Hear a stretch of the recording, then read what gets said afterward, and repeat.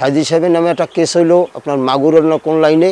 আমি তখন আমার যে ব্যারিস্টার মিজানুর রহমান সেই আর কি আমার ইসলাম সে আমাকে ফোন দিয়ে জানলো, ভালো আছেন? হ্যাঁ ভালো আছি। তাহলে আপনার তো আবার সাক্ষীতে যাইতে হবে। কোন জায়গায়? সে মাগুরার ওই লাইনের কথা বলছে, কোন করে তো আমার মনে নাই।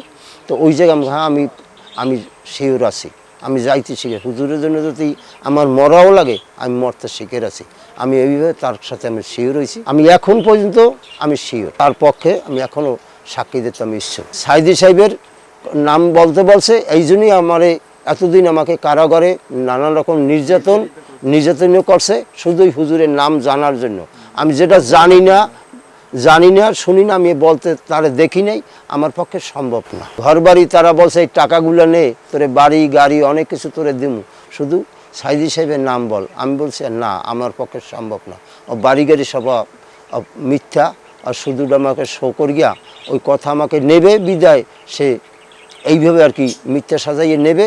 এই জন্য আমার নেওয়ার পরে আমাকে জীবনে রাখে কিনা তা আমি বলতে পারি না, আমার খুব সমস্যা আসবে। এই জন্যই আমি মিথ্যাটা বলতে আমি যাই নাই। মরবো একইভাবে মরবো, সত্য কথা মর্গেও যদি যাই তাতে আমার কোনো দুঃখ নেই।